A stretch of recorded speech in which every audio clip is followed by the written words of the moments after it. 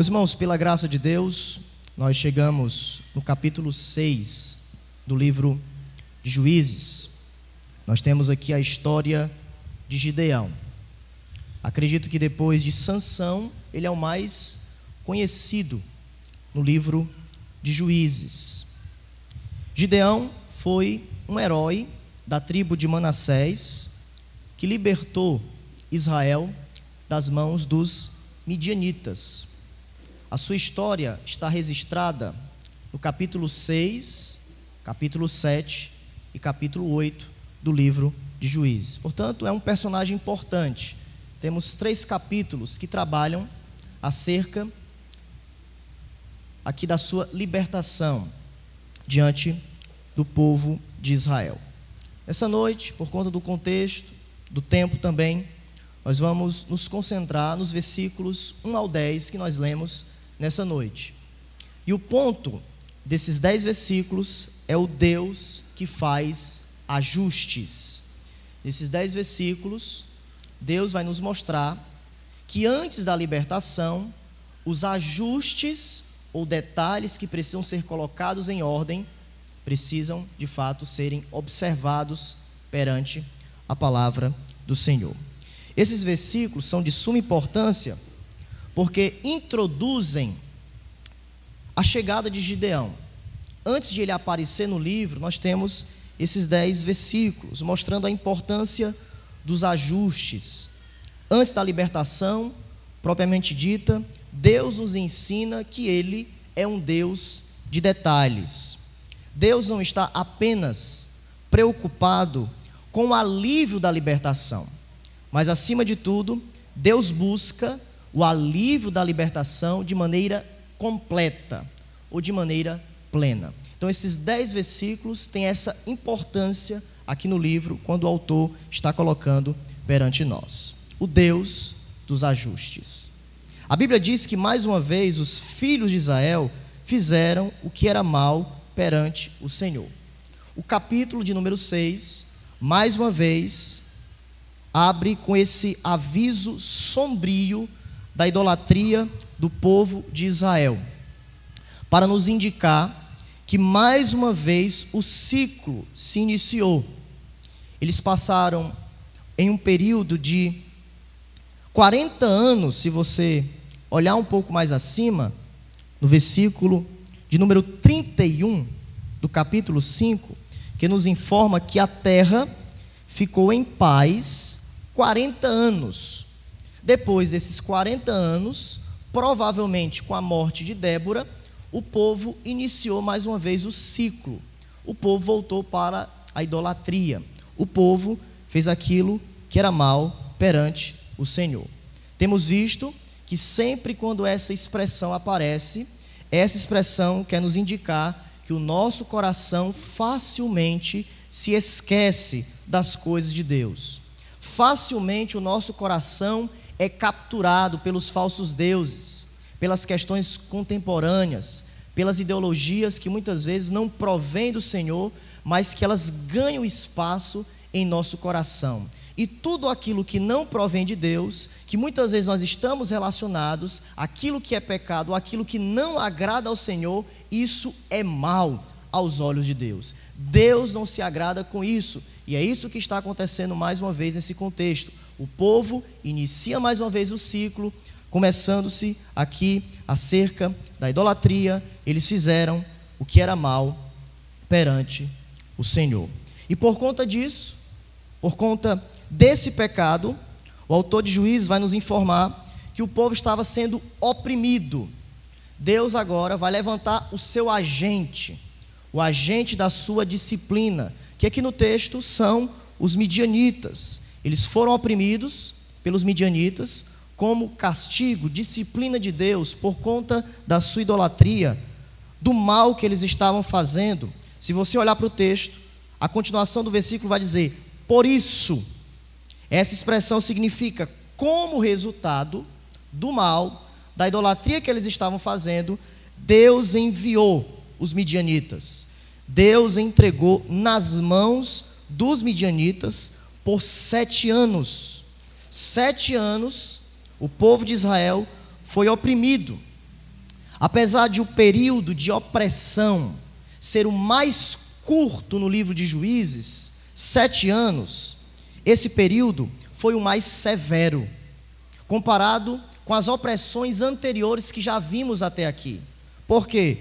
Porque quando nós olhamos para essa opressão, que é curta, mas é severa, nós vemos que o povo, em 7 anos, passou fome, cansaço e pobreza.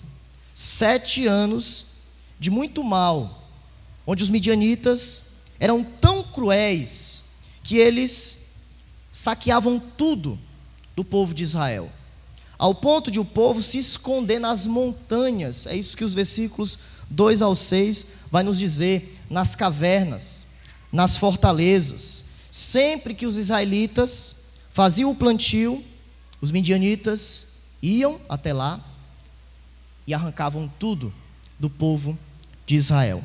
O texto vai dizer que era como praga de gafanhotos. Eles invadiam e não deixavam nada. O pouquinho que Israel tinha, o povo ia lá e tomava tudo. Então veja que era um período muito severo diante da disciplina de Deus. A terra estava completamente devastada. E diante disso, no versículo 7, nós observamos que o povo olha para si, olha para essa situação e eles clamam ao Senhor. Mais uma vez nós temos essa segunda característica do ciclo. Quando o povo olha para si, vê a opressão, vê a mão do Senhor, eles olham para a sua situação e eles clamam ao Senhor. E o Senhor responde diante desse clamor. O versículo de número 7 nos informa: tendo os filhos de Israel clamado ao Senhor por causa dos midianitas. Porém, aqui no livro, no capítulo 6, a partir desse versículo, nós temos algo de suma importância, algo muito interessante, porque a princípio, nesse momento, Deus não envia um juiz. Se você lembrar das nossas pregações anteriores, quando o povo estava sendo oprimido e clamou ao Senhor, Deus levantou um juiz, Otiniel. Em segundo lugar, a mesma coisa aconteceu, Deus levantou Eude. Depois, o povo voltou a fazer aquilo que era mal perante ao Senhor, o povo clamou e Deus levantou Débora e Baraque. Mas aqui é interessante que Deus, a princípio, logo de maneira, quando eles clamam ao Senhor, Deus não envia o libertador. Gideão só vai aparecer no versículo 11, ou seja, antes do comissionamento de Gideão, Deus vai fazer alguns ajustes. Esse é o ponto do versículo. O texto diz que no verso 7, depois do clamor do povo, Deus não enviou um juiz, Deus enviou um profeta. Deus enviou um grande sermão mostrando a corrupção, mostrando o pecado do povo, para depois levantar o juiz e fazer a libertação completa. E o profeta, nos versículos 8 ao 10, enumera aqui todas as bênçãos de Deus. Ele começa pelos atos poderosos, ele começa falando do Egito. Da mesma forma que eu tirei do Egito, eu tirei vocês, eu coloquei vocês na terra, eu demonstrei o meu poder, a minha libertação perante vós, porém vocês não ouviram a minha voz, vocês não obedeceram a minha aliança. Ao olharmos isso, nós vemos que a forma de Deus trabalhar parece estranha, a princípio parece estranha. Eles clamam por alívio, mas Deus envia um profeta. É como um motorista parado no meio do caminho, liga para a oficina pedindo ajuda e a oficina envia um filósofo em vez de um mecânico. E por que tudo isso? Porque Israel precisa mais do que alívio imediato. Eles precisam entender por que estão sendo oprimidos. Eles devem perceber que os midianitas são agentes de Deus, agentes da mão disciplinadora de Deus, mas também eles precisam, além de olhar para o seu clamor, perceber aonde está o seu coração diante desse clamor. Parece que o clamor aqui, como nós vamos ver mais à frente, é apenas um clamor por alívio das consequências. Não está havendo arrependimento, mas apenas remorso. Porque o profeta vai dizer: vocês clamaram a Deus, mas vocês não ouviram a voz do Senhor. Portanto, antes da libertação propriamente dita, precisa haver ajustes. Esse é o ponto do profeta. Já que precisamos ver o poder de Deus nessa libertação, Deus envia um meio mais poderoso para fazer os ajustes, que é a sua palavra. A palavra de Deus é o meio mais eficaz para tudo aquilo que nós precisamos, e sempre foi assim no Antigo Testamento e também no Novo. Deus entregou a sua palavra para o seu povo. No Antigo Testamento, a revelação progressiva, Deus enviando os seus profetas, Deus levantando os seus profetas, e os profetas de Deus condenando os pecados do povo, dizendo: voltem para o início, voltem para a minha aliança. Vocês precisam ajustar o coração de vocês segundo a minha lei, segundo aquilo que eu coloquei para vocês. Ou seja, o ajuste aqui, o ponto do profeta é a doutrina do arrependimento. Esse é o ponto. O ajuste é esse. O profeta quer lembrar a importância não somente da aliança, de que Deus abençoou, de que Deus tirou eles, mas Deus também quer um compromisso real, um compromisso fiel, um compromisso completo de todo o povo de Deus. Deus busca o nosso arrependimento. Como no sermão passado, nós fizemos uma pequena digressão sobre a unidade.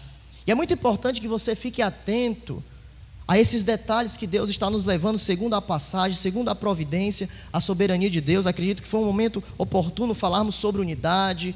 E muitas vezes a unidade não é praticada, não é vivida por causa do orgulho dos nossos corações. E hoje estamos diante da importância do arrependimento.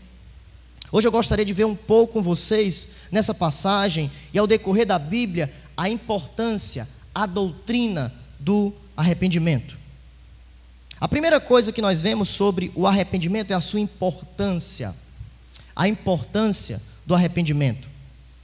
Veja que no Novo Testamento, a doutrina do arrependimento é tão importante que João Batista, o precursor para anunciar o Messias, ele começa com a mensagem de arrependimento.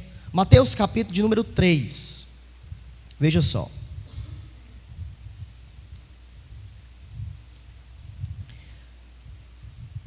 Mateus capítulo de número 3. João Batista, ele apareceu pregando. Ele é o precursor que o profeta Isaías estava profetizando no Antigo Testamento. A voz que clama no deserto. Ele vai preparar o caminho, ele vai endireitar, aplainar. Ele faz isso através dessa doutrina, a doutrina do arrependimento. Versículo 1 nos diz: naqueles dias apareceu João Batista pregando no deserto da Judéia e dizia: arrependei-vos, porque está próximo o reino dos céus. Aquilo que os judeus mais ansiavam era o reino dos céus. Deus reina, Deus vai governar, Deus estará presente entre nós. Mas o profeta João Batista está nos dizendo que o reino de Deus, o governo de Deus está conectado ao arrependimento. É a porta de entrada. Para entrarmos, precisamos arrepender dos nossos pecados. Mas não somente João Batista pregou sobre a importância do arrependimento. O próprio Jesus Cristo, quando também começou o seu ministério, continuando a mensagem de João Batista, capítulo de número 4. Capítulo de número 4, versículo de número 17, veja. Jesus, ele volta para a Galileia, e ele começa a pregar o evangelho de Deus, e ele anuncia para o povo: Daí por diante, passou Jesus a pregar e a dizer: arrependei-vos, porque está próximo o reino dos céus. Então o próprio Jesus estava dizendo: o reino está presente, o reino está perante vós. Eu sou o reino de Deus. Mas para vocês entrarem nele, para vocês participarem desse governo, que não é somente político, porque certa feita Jesus vai dizer: o reino de Deus está em vossos corações. Ele primeiro conquista os vossos corações. Primeiro ele vai na questão interna. O arrependimento é a porta de entrada. A fé em Jesus continua essa tão grande obra, a santificação e tantas outras doutrinas que nós vemos nas Escrituras. Mas Jesus continuou a mensagem de João Batista mostrando essa importância: arrependei-vos, o reino dos céus está perante vós. Então, tanto João Batista como Jesus começaram seus ministérios públicos falando sobre o arrependimento. Mas em segundo lugar, nós vemos também que a pregação do arrependimento é o objetivo, ou um dos objetivos, do sofrimento e da ressurreição de Jesus. Lucas 24. Veja. A pregação do arrependimento é um dos objetivos do sofrimento e da ressurreição de Jesus. Lucas 24, versículo de número 46, preste atenção. Jesus ele vai explicar as Escrituras, a lei de Moisés, os profetas, os salmos, tudo testifica acerca dele. Ele deveria padecer, isso já estava decretado desde a eternidade. Mas observe o que o historiador Lucas afirma no versículo 46 do capítulo 24. E lhes disse: assim está escrito, que o Cristo havia de padecer e ressuscitar dentre os mortos do terceiro dia, e que em seu nome se pregasse arrependimento para a remissão de pecados a todas as nações, começando de Jerusalém. Então veja que o sofrimento de Cristo, a ressurreição de Cristo deve ter uma vida, deve ter uma vibração em nossos corações. Jesus não pode ser resumido apenas como um filósofo, uma pessoa que ensinou ética. Não é isso que Jesus veio fazer. Jesus veio libertar a mim e você dos nossos pecados. Ele sofreu, ele padeceu para que nós recebêssemos a tão grandiosa salvação, e por isso devemos continuar a mensagem de João Batista e de Jesus. O seu sofrimento, a sua ressurreição devem estar conectados ao arrependimento. Nós precisamos falar da morte de Cristo, nós precisamos falar da ressurreição de Cristo, mas conectá-la ao seu propósito salvífico. O propósito salvífico do sofrimento, da ressurreição de Cristo, é o arrependimento, é a busca do homem com Deus, porque sempre foi assim. Quando Adão pecou, Deus olhou, buscou o homem no jardim e diz: Adão, onde estás? Sempre foi assim. Nas alianças de Deus sempre foi assim. Deus sempre renovando a sua aliança com o homem e dizendo: eu amo, eu tenho uma aliança, eu busco a vida redentiva dos seus corações. Sempre foi assim, e não seria diferente no propósito da morte de Cristo. O propósito da morte de Cristo busca o arrependimento das nossas almas, o arrependimento do nosso coração. Portanto, olhe para Jesus, olhe para o seu sofrimento, olhe para a sua ressurreição, olhe para Ele, mas também olhe para o arrependimento desta mensagem. Olhar para Jesus, olhar para essa mensagem implica nós olharmos para os nossos pecados. Não tem saída. Jesus perdoa os nossos pecados. Mas também, meus irmãos, esse propósito do arrependimento também foi a pregação da igreja primitiva. Veja a progressividade da revelação. Atos capítulo 2, texto muito marcante, porque depois da pregação de Pedro, o coração do povo foi compungido. Aqui essa expressão significa cortado. Algo aconteceu no íntimo, ao ponto de eles perguntarem aos apóstolos. Capítulo 2, versículo 37. Veja. Ouvindo eles estas coisas, cortaram-se os seus corações e perguntaram a Pedro e aos demais: que faremos? Veja a pergunta, já é uma pergunta de arrependimento, de desespero, quando eles reconhecem o pecado. Respondeu-lhes Pedro: arrependei-vos e cada um de vós seja batizado em nome de Jesus Cristo para remissão dos vossos pecados. Quarto, Pedro nos informa que a razão pela qual Cristo não voltou é porque ele deseja que o seu povo em todos os lugares se arrependa. Veja 2 Pedro. Nós estamos vendo aqui, meus irmãos, a importância do arrependimento. João Batista, Jesus, sofrimento e ressurreição, a igreja primitiva, mas também um dos propósitos é para que todos, aqueles que são de Jesus, se arrependam dos seus pecados. 2 Pedro, capítulo 3, versículo de número 9.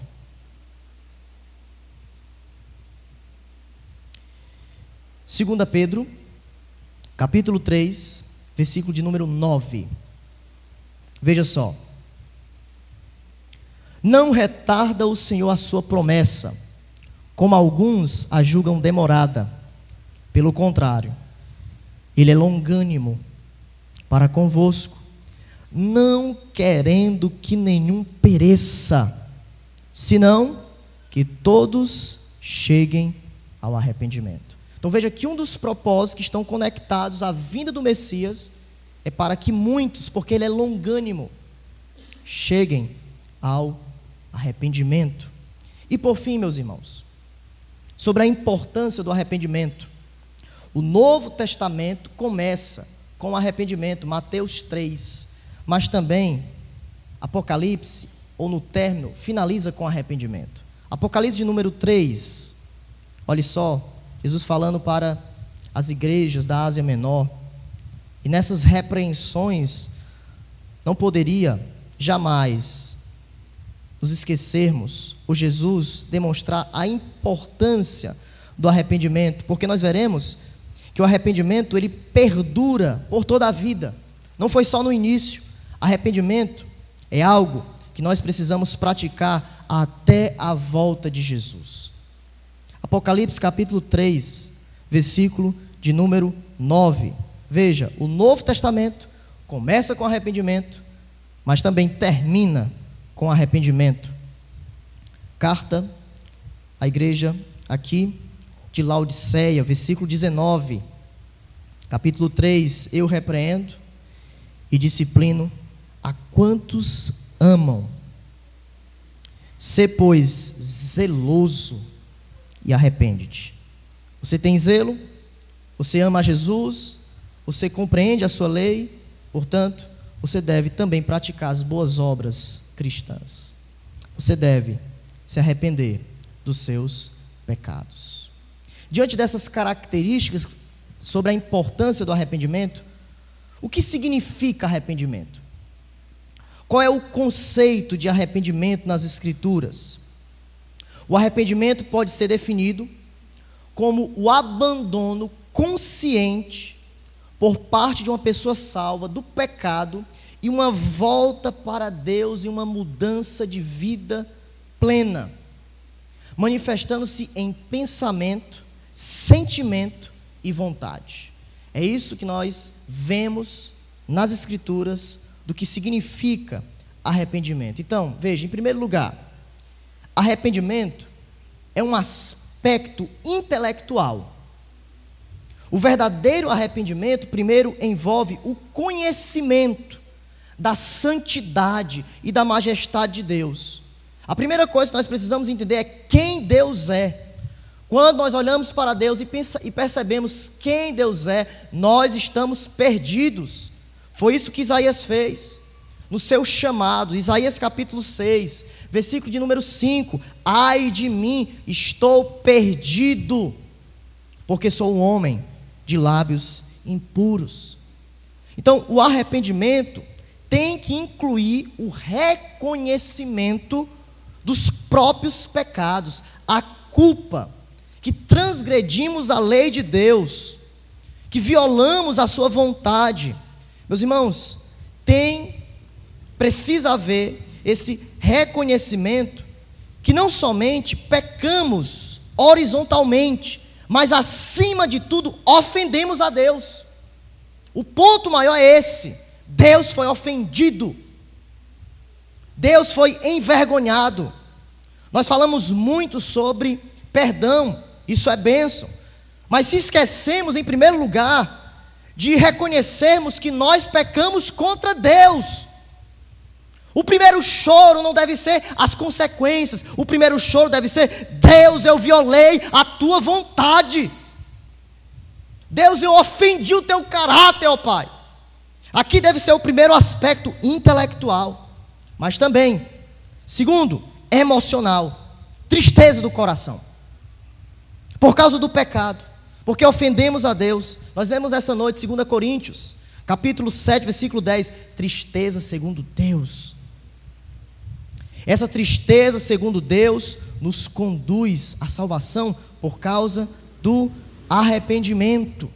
Não é a tristeza do mundo que nos conduz à morte, mas é a tristeza de Deus que nos conduz ao arrependimento. Então, primeiro, aspecto intelectual, conhecermos a Deus, sabermos quem Deus é. Segundo, aspecto emocional. E terceiro, aspecto volitivo. O que é isso? Mudança de propósito e motivação. A mudança interior precisa ser enfatizada, mas também ela precisa ser demonstrada.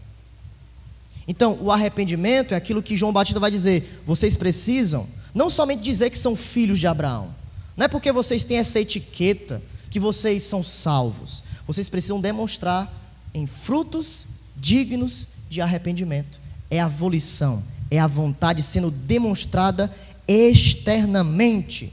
O arrependimento precisa resultar em direções, em uma vida que busca algo contrário àquilo que Deus não almeja. É uma vida que de fato é uma mudança completa em seu conhecimento, em suas emoções, mas também na forma como você se comporta diante do pecado. Então nós vimos aqui o que é arrependimento. Inclui esses três aspectos: intelectual, emocional e volitivo. Terceiro, o arrependimento é uma obra de Deus e também é uma obra do homem. A Bíblia fala de arrependimento como obra de Deus e obra do homem. Nós só temos o costume de apontar o dedo, e falar: se arrependa. Mas quando nós lemos todo o Novo Testamento, nós vemos que o arrependimento é um dom. É algo que Deus também concede, segundo a responsabilidade humana. É um santo paradoxo que nós chamamos. Veja Atos capítulo 11, versículo 18. Atos capítulo 11, preste atenção. Já vimos a responsabilidade. Jesus pregou, João Batista pregou, a igreja primitiva pregou, mas também não devemos nos esquecermos que o arrependimento é um dom concedido. Atos 11, versículo de número 18. Preste atenção. Atos 11, 18. E ouvindo eles estas coisas, apaziguaram-se e glorificaram a Deus, dizendo: logo também aos gentios foi por Deus concedido o arrependimento para a vida.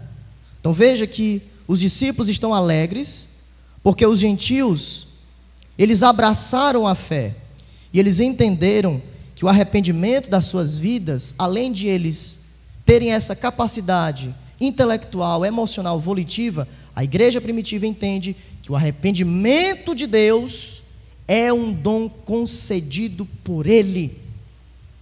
2 Timóteo, preste atenção. 2 Timóteo, capítulo de número 2. Veja que nessa passagem nós temos algo importante. Timóteo sendo exortado a disciplinar com mansidão, mas ao mesmo tempo que disciplina, tem que ter a expectativa daqueles que estão se desviando da caminhada, para que Deus os traga de volta e coloque sobre eles, não somente a disciplina em si mesma, mas o arrependimento, porque é isso que vai trazer, de fato, a pessoa de volta, a tristeza segundo Deus. Porque Deus conhece os corações, meus irmãos, só Deus pode trabalhar em nossas vidas de maneira completa. Versículo 25 do capítulo 2, preste atenção, 2 Timóteo. Disciplinando com mansidão os que se opõem, na expectativa. Essa expressão é muito interessante, porque às vezes nós colocamos muita expectativa na disciplina, muita expectativa nas consequências, mas a grande expectativa é de que Deus lhes conceda não só o arrependimento, para conhecerem plenamente a verdade, mas também retorno à sensatez. E veja como isso é grave. Por quê? Porque eles estão engodados com os laços do diabo. Veja que essa situação só Deus pode tirar, só Deus pode fazer a sua grande obra, retorno à sensatez, tendo sido feitos cativos por Ele. Obedecem a Satanás, fazem os prazeres de Satanás, cumprem a sua vontade, mas Deus pode tirar ele de lá. Deus pode fazer algo magnífico. E como nós vemos isso, devemos ter expectativa, devemos clamar a Deus, devemos suplicar a Deus: ó Deus, nós cremos no Teu poder, nós temos expectativa, ó Deus, que o Senhor começou e o Senhor pode completar a grande obra, colocando um coração quebrantado, segundo a tristeza de Deus, para que essa pessoa retorne à sensatez, retorne ao caminho, à verdade, à vida, que saia dos laços do diabo e volte para os laços do amor de Jesus. Meus irmãos, o que nós devemos fazer é ter expectativa em Deus, porque Deus faz a sua obra. Muitas vezes nós queremos fazer com o nosso próprio braço. Nós queremos fazer as coisas com o nosso próprio braço. Queremos estipular tudo que está ao nosso redor, manipular, fazer tudo que está ao nosso alcance. Mas veja, essa situação somente Deus pode fazer. A única coisa que nós precisamos ter é expectativa em Deus. É isso que nos cabe, essa é a nossa responsabilidade. Oração, meditação, oração no pó, humilhados perante ao Senhor, tendo a expectativa de que Deus é poderoso para salvar. Grande expectativa devemos ter no Senhor. Então veja, os pecadores têm que se arrepender, devemos pregar: se arrependa dos seus pecados, mas também não devemos esquecer, Deus está no controle, e Deus que coloca também o dom do seu arrependimento. E por que isso é importante? Porque na Bíblia ou nas Escrituras, o arrependimento não pode ser observado, olhado somente com a responsabilidade humana. Nós caímos nesse erro. E nós se esquecemos de clamar para que Deus derrame o dom do seu arrependimento. Nós resumimos apenas o arrependimento como uma obra humana, mas veja, nas Escrituras há esse santo paradoxo: é Deus que faz a obra. É Deus que concede a sua tristeza. É a tristeza segundo Deus, não é a tristeza do homem. É a tristeza de Deus que nos conduz à vida. Então, tenha essa expectativa, continue orando, mas também exortando. A nossa responsabilidade é: arrependa-se. Mas também, Deus pode abrir, compungir o coração, derramar chuvas de bênção, para que essa pessoa, de fato, reconheça a tristeza segundo Deus. E por fim, meus irmãos, para irmos para as aplicações do texto, o arrependimento precisa continuar ao longo da vida. Nós também resumimos o arrependimento apenas quando nós começamos com Jesus. Mas o arrependimento não acaba aí. O arrependimento ele precisa continuar ao longo da vida. E aqui eu trago uma citação muito importante do grande reformador João Calvino, que ele disse o seguinte sobre esse ponto do arrependimento perdurando a vida toda. Veja o que é que ele diz.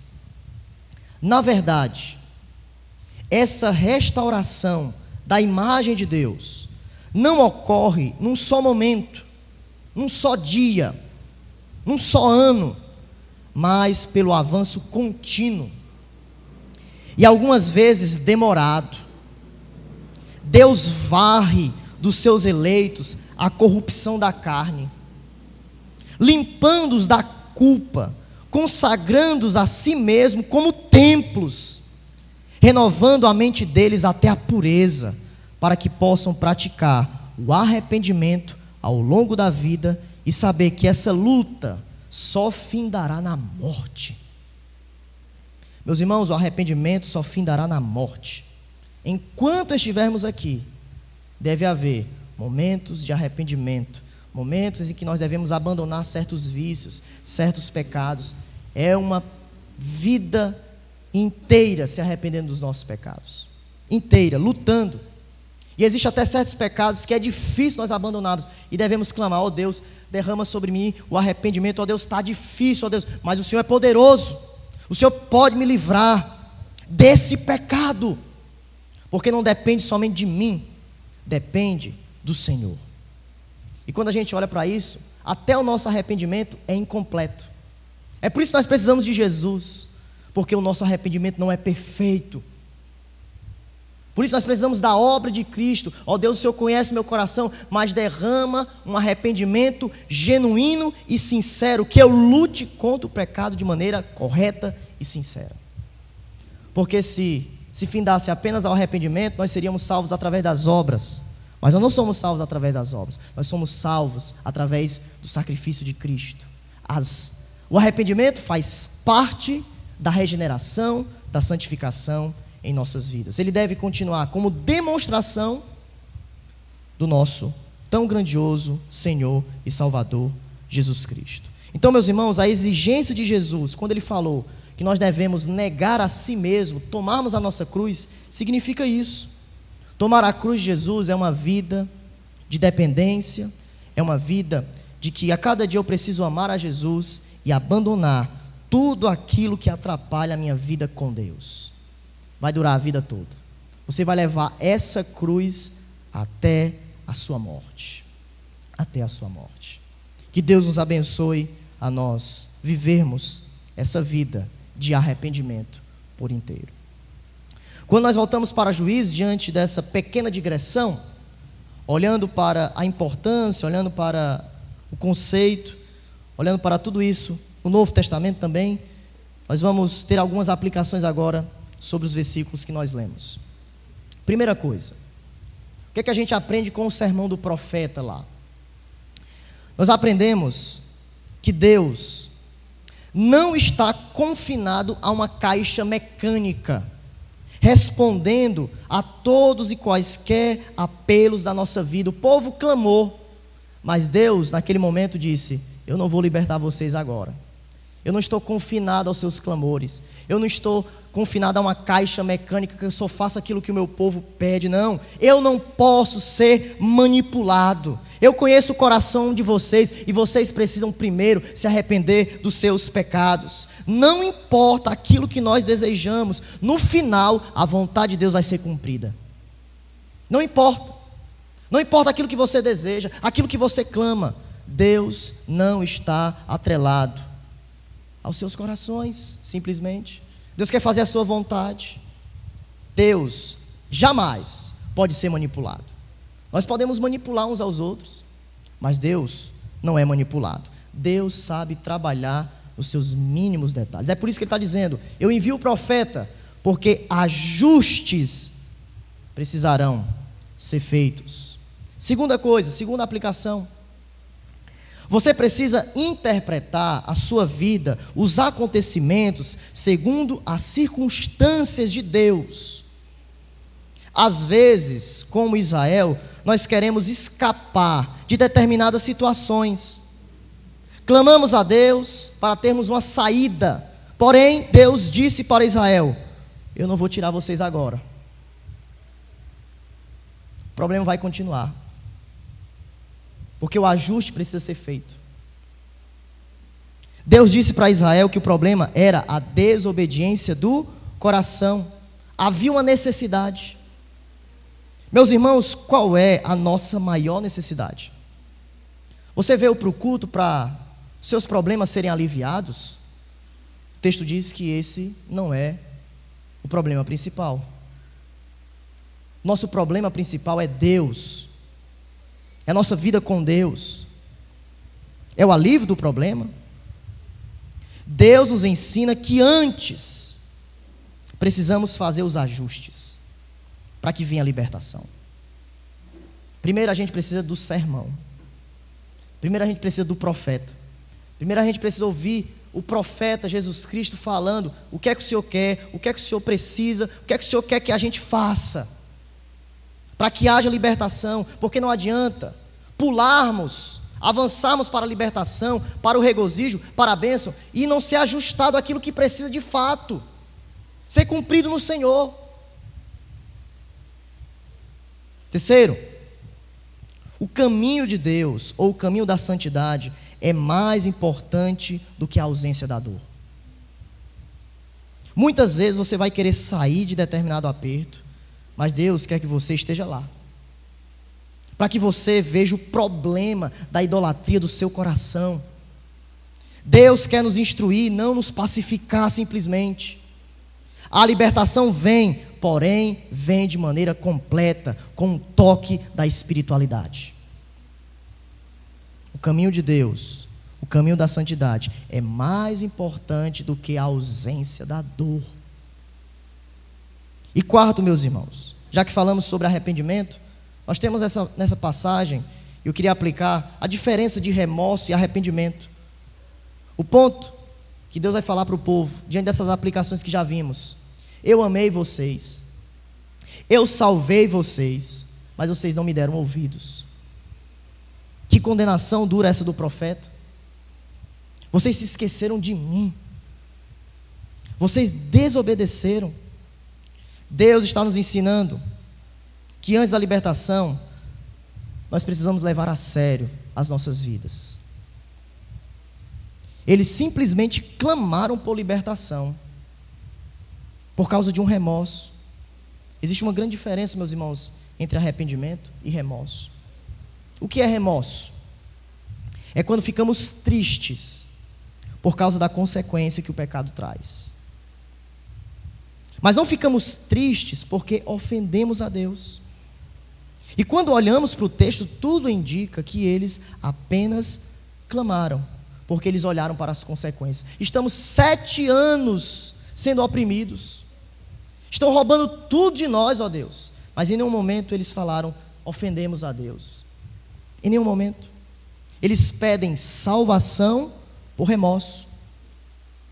Apenas queriam se livrar das consequências. No fim, o remorso não se preocupa com o nosso relacionamento com Deus. Essa é a grande realidade. Isso é muito sério. O remorso se preocupa com aquilo que nos afeta, com aquilo que perdemos, com os ídolos, com aquilo que nós mais gostamos, com aquilo que sai do nosso controle. Aí a gente clama: ó Deus, perdoa, ó Deus. Aí quando Deus restitui, a gente começa a fazer as mesmas coisas. Isso é remorso. Por exemplo, você pecou, você ofendeu uma pessoa, a pessoa ficou chateada com você, você sente a tristeza, você pede perdão, você se arrepende, entre aspas, me perdoe, a situação é restaurada, mas aí você volta para os mesmos erros, para os mesmos hábitos.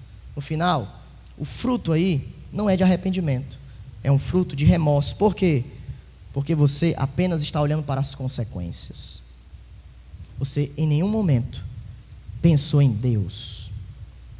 Remorso, meus irmãos, é uma tristeza apenas horizontal, totalmente horizontal. Não está em nenhum momento relacionado com Deus. E o interessante é que o remorso tem tudo a ver com o nosso ego. Tudo. Eu fui injustiçado, a minha vida está destruída, o meu coração está em lágrimas. O remorso mexe com o nosso ego, porque é aquilo que eu falei, estamos perdendo os ídolos do nosso coração. Aquilo que nós mais gostávamos está indo embora, mas nós nem sequer pensamos em Deus. Ofendemos a Deus. Porém, o que é arrependimento? É a tristeza de Deus em nosso coração. É algo completamente vertical. Ofendemos a Deus. Ultrajamos a tua glória, ó Deus. O Redentor, Jesus Cristo, foi rejeitado. Pisamos na cruz de Cristo. É algo completamente vertical. Porque o nosso relacionamento com Deus, em primeiro lugar, foi quebrado. Foi quebrado. Portanto, os israelitas clamaram ao Senhor. E a primeira coisa que Deus enviou, para nós concluirmos, Deus enviou um profeta. Deus enviou um sermão. E nessa noite, que Deus tenha misericórdia de nós, diante das nossas desobediências, olhando para o sermão, olhando para Jesus que pregou, arrependei-vos, que possamos clamar o dom do arrependimento sobre nós, olharmos para si. Deus, não somos nada, somos falhos, somos pecadores, tem misericórdia de mim, porque somos pobres pecadores. Faz isso, ó Deus, para a tua glória, porque nós necessitamos da ação de Deus sobre nós. A sabedoria do Senhor, a palavra de Deus nos instrui dessa forma. Deus enviando os seus profetas, Deus enviando a sua voz, Deus dizendo: eu vos amei, agora, portanto, me amem, e aqueles que me amam obedecerão a minha voz. Baixe sua cabeça.